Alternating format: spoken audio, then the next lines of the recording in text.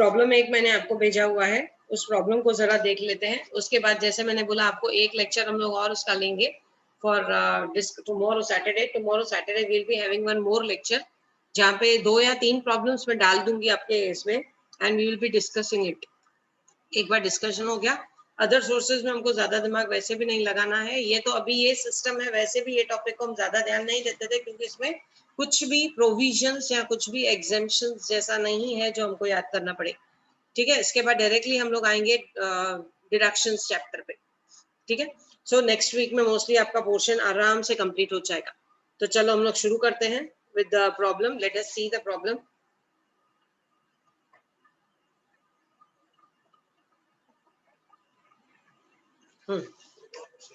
चलो प्रॉब्लम देखते हैं। From the following particulars of Pankaj for the previous year ended 31 March 2020, compute the income chargeable under the head income from other sources. Pankaj का problem आपको दिया हुआ है और पंकज ने डिटेल्स दिए हैं। ये डिटेल्स देखना, जब हम रीड करेंगे तो दिमाग में डालना कि ये डिटेल्स वो डिटेल्स हैं जो न सैलरी में कवर होते हैं, न रेंट हाउस प्रॉपर्टी में होते हैं, न बिजनेस प्रोफेशन में होते हैं, न कैपिटल गेन्स में होते हैं। इसके लिए इसको अदर सोर्सेस में डाला गया है। ठीक है, ये दिमाग में बात पहले फिक्स कर दो। चलो लेट अस सी। सबसे पहले है directors fees, then interest on bank deposits, income from undisclosed sources. Undisclosed sources क्या होता है? यानी कि ऐसा पैसा जो आप बता नहीं रहे हो कहां से मिला है।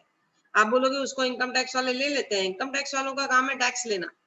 They are not interested in the source, they are interested in tax. तो क्या सोर्स कोई नहीं पूछेगा? सोर्स पूछेगा ना, पीछे पुलिस इंस्पेक्टर सीआईडी वाले आएंगे। They will find out what type of source you have. Illegal source, मान लो कहीं आपने ड्रग्स बेचा, कहीं किसी माफिया के साथ ज्वाइन हो गए, ओके, किसी का मर्डर कर दिया, तो वहां से वो सोर्स ढूंढ के निकालना वो पुलिस का काम है। We are not working for police, we are working for income tax department. So ये बात बिल्कुल मत सोचना black money, white money, disclose source, undisclose source, not at all important. Significant is your tax. Income दिखाओ, tax pay करो, खत्म। Okay, सो चलो, winnings from lotteries net दिया हुआ है 30% कट करके। Net of TDS at 30%। इसका मतलब ये जो अमाउंट है वो 70% है और आपको 100% निकालना पड़ेगा। क्यों? क्योंकि यहाँ पे 30% टैक्स कट करके दिया है। केबीसी में से मान लो मैं 1 करोड़ जीत के आई, उसमें से 35 लाख उन्होंने 30% टैक्स और 5% सरचार्ज करके कट कर दिया, 35 लाख कट कर दिया। 65 लाख के ऊपर टैक्स। मैं उनको बोलूंगी भाई मेरे को 30% टैक्स लगता ही नहीं है, मैं तो बहुत गरीब आदमी हूँ, 5,000 10,000 मेरी सैलरी है, तो मैं तो 10% स्लैब में आती हूँ। तो वो लोग मुझे बोलेंगे आप हमको 30% पे करो, बाद में आप रिफंड क्लेम करो। बाद में जब आप टोटल अकाउंट बनाओगे, जिस टोटल अकाउंट में आपका income from salary, income from house property, income from business profession, income from other sources, income from capital gain, सब ग्रॉस टोटल इनकम आएगा, उसमें उसके बेसिस पे आप रिफंड क्लेम करना। कम बड़ा है तो ज्यादा बढ़ देना, ज्यादा बड़ा हुआ है तो वापस क्लेम कर लेना। सो ये सिस्टम होता है इनकम टैक्स का। जो पे करता है ना आपको टीडीएस कट करके, वो अपने हिसाब से, लॉटरी में विनिंग है तो 30% टीडीएस, 35% एक्चुअली सर्विस चार्ज वगैरह कट करके देगी भी। तो ये जो अमाउंट है ये 70% है, इसको आपको 100% करके लेना है। उसके बाद नेक्स्ट इज कन्वर्ट करेंगे बाद में। Royalty on a book written, royalty मिला, ठीक है। लेक्चर्स इन सेमिनार्स, जो भी सेमिनार्स में लेक्चर्स दिए। Interest on loan given to a relative, relative को लोन दिया उसमें से ब्याज मिला। Interest on debentures, companies listed in the stock exchange. Net of TDS 10%, इसमें से भी टीडीएस कट किया हुआ है। टीडीएस कट किया हुआ है तो नेचुरली टैक्स भरना पड़ेगा, उतना हमको कैलकुलेट करना पड़ेगा और एड बैक करना पड़ेगा। उसके बाद interest on post office saving bank account. अब post office saving bank account is exempt. आपको मालूम है पोस्ट ऑफिस के जो भी इन्वेस्टमेंट्स है वो एग्जेम्प्ट है। क्यों एग्जेम्प्ट है? बिकॉज एक टाइम आया था बीच में जहाँ पे पोस्ट ऑफिस बंद होने पे आ गई थी। People were not investing, not going for the letter writing, nothing. Post office का आइडेंटिटी खत्म हो रहा था। इसके लिए सीनियर सिटीजन के लिए शुरू से पोस्ट ऑफिस में स्कीम्स चलती हैं। और पोस्ट ऑफिस एक ऐसा एरिया है जहाँ पे गवर्नमेंट पूरा पैसा अपने लिए यूज करती है। इसके लिए what they did is they gave options to the people कि आप पोस्ट ऑफिस में इन्वेस्टमेंट करो, हम आपको मंथली इन्वेस्टमेंट स्कीम में पैसा ज्यादा देंगे, रिटर्न ज्यादा देंगे। सो ये सब चीजें पोस्ट ऑफिस का इंपॉर्टेंस है।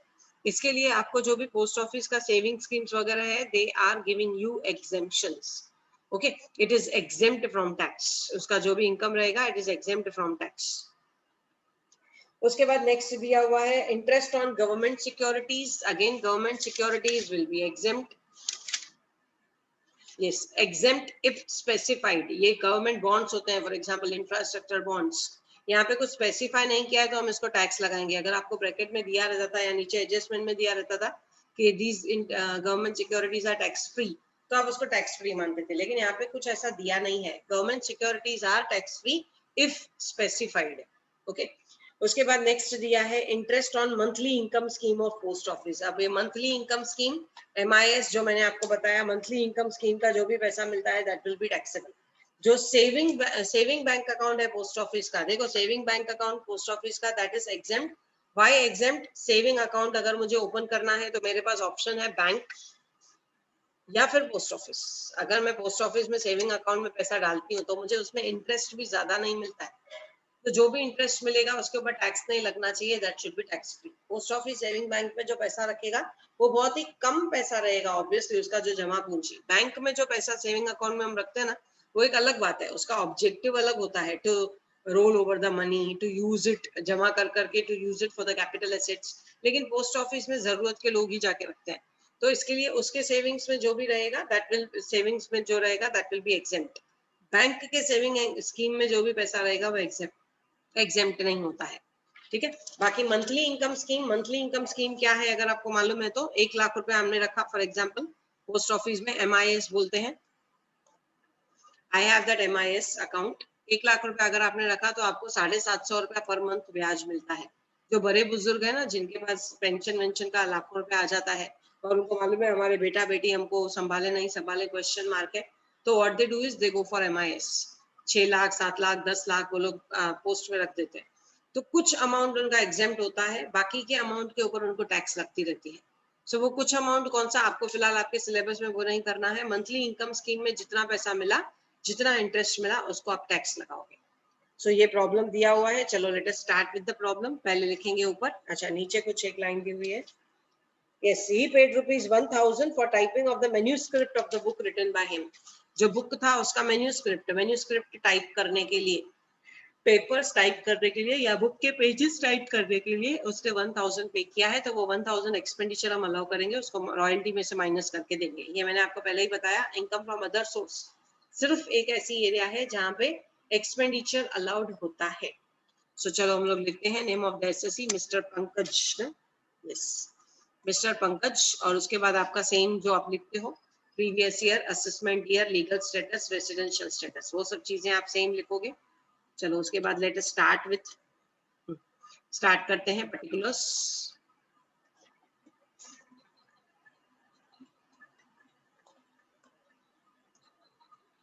रुपीस रुपीस रुपीस, पर्टिकुलर्स को मैं थोड़ा आगे खींच लेती हूँ।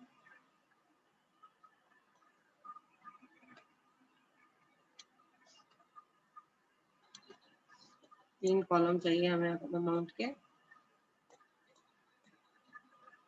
यस, तो ये हो गया पर्टिकुलर्स, रुपीस रुपीस रुपीस, और इसका कोई पर्टिकुलर फॉर्मेट नहीं है, जो जो इनकम जैसे जैसे दी हुई है आप लेते जाओ। ओके, सबसे पहले इनकम आपको दी हुई है डायरेक्टर्स फीस, डालते जाएंगे directors fees, amount is 10,000, second column में डाल दो। उसके बाद second, interest on bank deposits,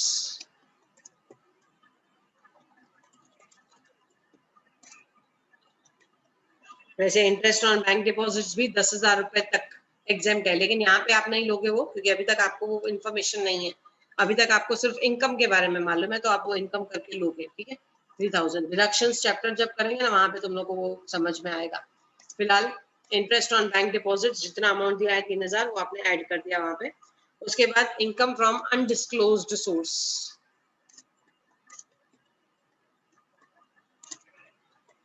recording started ना। Yes, income from undisclosed source, जो सोर्स आपने बताया नहीं है, कमाई का जरिया आपने नहीं बताया है, ठीक है, अपने को मतलब नहीं। उसके बाद फोर्थ इज रॉयल्टी। अब रॉयल्टी तो वो बुक का खर्चा भी है, वो बुक का खर्चा भी आपको फिर अलाउ करना पड़ेगा। रॉयल्टी, रॉयल्टी का अमाउंट है 9,000। Is it 9,000? Yes, 9,000 less expenditure, जो भी खर्चा आपका हुआ है that will be allowed to you. वो इनकम कमाने में, एक्सपेंडिचर ऑन टाइपिंग, वो इनकम कमाने में हमें जो भी खर्चा हुआ है दैट इज डिडक्टेबल। तो ये हो जाएगा आपका 8,000 रुपए इनकम। उसके बाद नेक्स्ट दिया है lectures and seminars.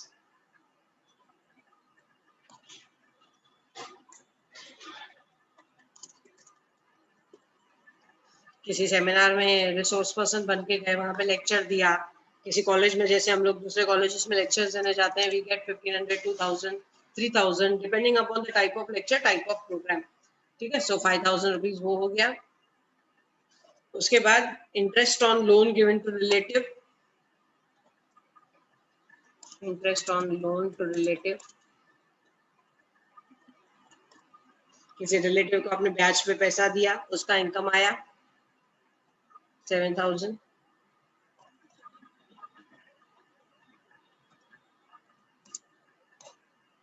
The next point is interest on debentures. अब ये इंटरेस्ट ऑन डिबेंचर्स आपको दिया हुआ है 10% कट करके, 10% कट करके नेट दिया हुआ है 3600 रुपए। ठीक है, एक मिनट। हाँ, interest on debentures net of TDS 10% cut करके 3600 रुपए। इसका मतलब ये 3600 मैं इनर कॉलम में लिखूंगी और मैं यहाँ पे वर्किंग नोट या फिर यहीं पे कैलकुलेशन करूँ, यहाँ पे मैं वर्किंग नोट पे दिखाती हूँ क्योंकि वहां नीचे होगा फिर दिखेगा भी नहीं आपको। Working note number 1, calculation of interest on debentures. Nothing new, nothing special, खाली आपको पता होना चाहिए कि ऐसा करना है बस, then you will be able to do easily. एक मिनट, इसको मिटा देते हैं। ओके, इंटरेस्ट ऑन डिवेंचर्स, मान लो एक है, एक साइड लिखेंगे ग्रॉस, एक साइड लिखेंगे नेट। नेट को थोड़ा दूर रखते हैं। अगर ग्रॉस है 100 तो नेट 10% कट करके, 10% कट करके मतलब 90, और ये 90 का अमाउंट आपको दिया है 3600 रुपए। तो ग्रॉस का अमाउंट कितना? Okay, very simple. अगर 10% टीडीएस है, इसका मतलब 100 में से 10 रुपया कट करके नेट है 90, और ये नेट अमाउंट आपको दिया हुआ है 3600 रुपए। तो आप देखोगे अगर ये 3600 है तो क्रॉस मल्टीप्लाई, ग्रॉस कितना, ग्रॉस कितना, तो आपका आंसर आ जाएगा ग्रॉस इक्वल्स टू, कैसे कैलकुलेट करोगे, 100 इंटू 3600 डिवाइडेड बाय 90। ठीक है, 100 इंटू 3600 डिवाइडेड बाय 90। कोई भी चीज, यस 4000, ओके, अफरोज राइट है, ये 4000। लेकिन कोई भी चीज, मेरा क्या बोलना है आपको कि कोई भी चीज को आप लोग रट्टा मत मारो, उसका सेंस समझो कि कैसे कैलकुलेट होगा। ये अगर मैं रट्टा मारने के लिए गई ना formula, it will become difficult. So मुझे रट्टा नहीं मारना है, मुझे उसको समझ के लेना है। कैसे आया 4000 रुपए, because it is the gross amount 10% cut करने के बाद। अगर मैं यहाँ पे अभी चेक करती हूँ, ग्रॉस अमाउंट मुझे लिखना है बाहर के कॉलम में 4000 रुपए, इसका मतलब अंदर के कॉलम में डिफरेंस आएगा 400 रुपए। इस 400 के सामने आप लिखोगे less TDS, sorry add, I am very sorry, add TDS 10%। और अगर आप चेक करोगे तो ये बराबर 10% है, 4000 का 10% होता है 400 रुपए। सो कैलकुलेशन करके, एक अपने आप को कन्विंस करके, then only you can move ahead. You should be happy कि हमको ये पॉइंट समझ में आई। रट्टा मारोगे ना तो खुशी नहीं होगी, उतनी समझ नहीं आएगी point. So interest on debentures कैसे हमने कैलकुलेट किया, 10% कट किया हुआ है, ग्रॉस आया 4000, 4000 का 10% होता है 400, 400 आपने एड बैक कर लिया 3600 में, तो आपको आ गया अमाउंट 4000, यानी कि ग्रॉस पे tax. Okay, very simple word, gross पे टैक्स है इसमें। उसके बाद next is your interest on post office saving bank account. Post office saving bank, आप बोलोगे यहाँ क्यों लिखें, मत लिखो यहाँ पे, इसका ये एग्जेम्पशन है। ये एग्जेम्पशन आप अगर दिखाना चाहो नीचे वर्किंग नोट में तो वर्किंग नोट में दिखाओ, अगर आपको यहीं दिखाना है तो यहाँ भी दिखा सकते हो। ठीक है, कैसे दिखाओगे, देखो ब्रैकेट में डालोगे interest on post office saving bank account exempt under section 10(15). Yes, दो ब्रैकेट्स खत्म होंगे और यहाँ पे अमाउंट आएगा नील। एग्जेम्प्ट अंडर सेक्शन 1015, चाहो तो इसके लिए अलग से वर्किंग नोट लिख सकते, नीचे से नोट लिखते हैं हम लोग नॉर्मली। अब तुम लोग को तो इस बार ऑब्जेक्टिव्स में तो ये नहीं होगा, लेकिन it is exempt under section 1015। Post office का जो भी खर्चा है वो 1015 के अंडर में, पोस्ट ऑफिस का जो भी सेविंग का इनकम है that is deductible under section 1015। So exempt amount है, नील करके दिखाएंगे उसको। उसके बाद नेक्स्ट दिया हुआ है इंटरेस्ट ऑन गवर्नमेंट सिक्योरिटीज, क्योंकि यहाँ पे कुछ स्पेसिफाइड नहीं है। बहुत बार गवर्नमेंट इंफ्रास्ट्रक्चर के लिए बॉन्ड्स इशू करती है पर टैक्स लेती है, क्यों? क्योंकि वो पैसा कौन डालेगा बॉन्ड्स में और सिक्योरिटीज में? जिसके पास बहुत पैसा है। अगर बहुत पैसे वाला पैसा डालेगा, इंटरेस्ट कमाएगा, 3 साल में बॉन्ड में 15% ब्याज, तो दे भाई 10% tax. Okay, that system is followed. So हर कोई गवर्नमेंट सिक्योरिटीज टैक्स फ्री नहीं होती है, तो आपको स्पेसिफाई रहेगा प्रॉब्लम में, interest on government securities. Amount given is 2200।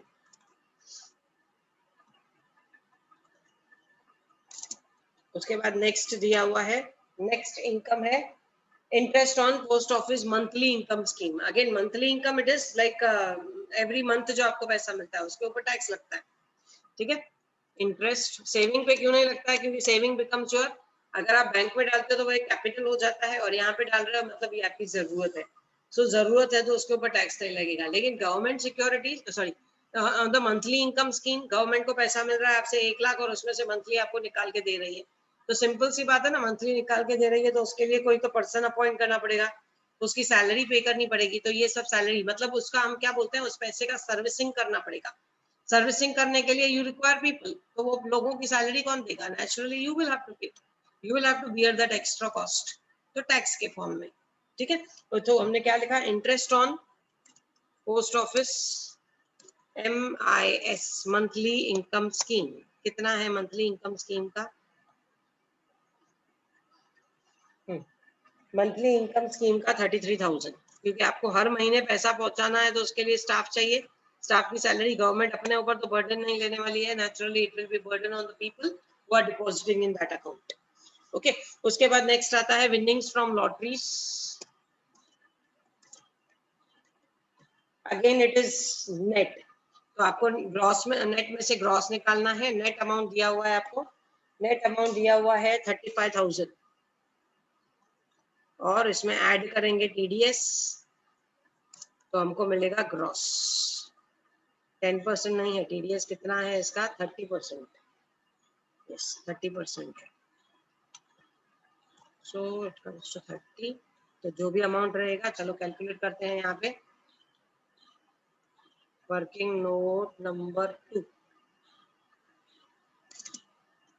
Calculation of winnings from lotteries, calculation of winnings from lottery, same method, ठीक है, सेम मेथड। देखो यहाँ पे मुझे आंसर भी आ गया, मेरे बच्चों ने फटाफट आंसर भी निकाल दिया।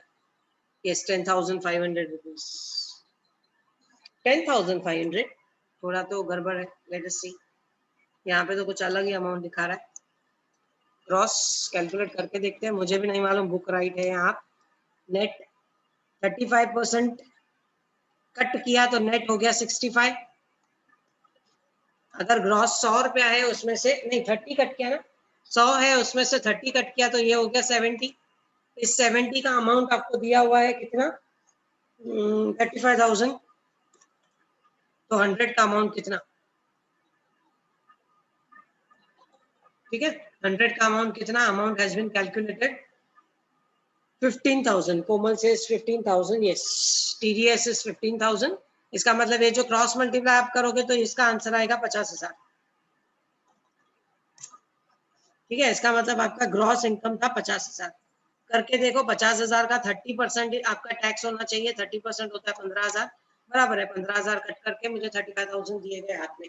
50,000 की लॉटरी निकली, 30% उस पर ब्याज कट किया गया, टैक्स कट किया गया, 15,000 पे टैक्स कट कर दिया गया और 35,000 मुझे हाथ में दिया गया। So that is correct. So winnings from lotteries कैसे करोगे? कोई भी अमाउंट होने दो ना, कैसे करोगे? Gross and net. 100 रुपया ग्रॉस हमेशा लेने का, क्योंकि परसेंटेज हम जब भी कैलकुलेट करते हैं 100 पे करते हैं। सो 100 रुपया ग्रॉस, 30% कट करके 70 रुपीज नेट, तो 70 रुपीज नेट का अमाउंट दिया है 35,000, क्रॉस मल्टीप्लाई करो, ग्रॉस इज 50,000, आपका टीडीएस निकल जाएगा।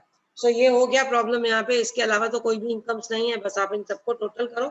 यहाँ पे जो टोटल अमाउंट दिया हुआ है मैं यहाँ पे डाल रही हूँ, आप डालो, उसमें कुछ मिस्टेक है तो चेक करना। और सामने इसके लिखेंगे हम net taxable income from other sources, net taxable income from other sources. एक बार जरा प्रॉब्लम भी चेक कर लेते हैं, बिकॉज आई हैव टू, क्या बोलते हैं, अलग अलग पेजेस में दिया हुआ है तो वो देखना पड़ेगा।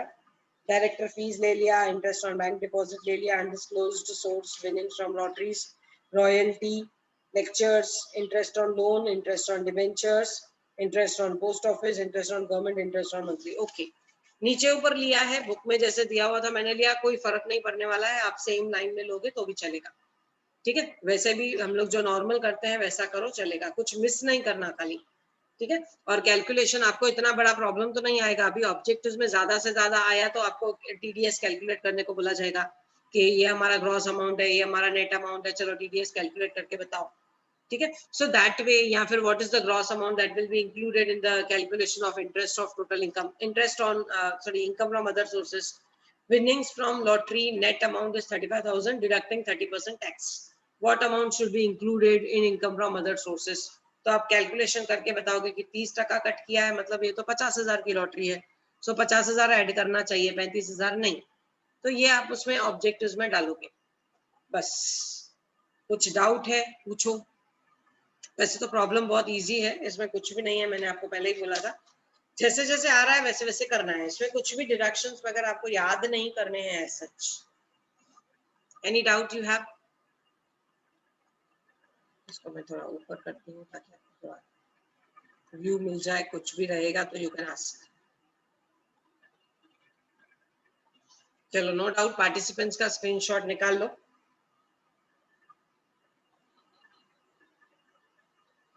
मुझे बताओ, एक रुको, मैं पहले जरा रिकॉर्डिंग बंद करूं।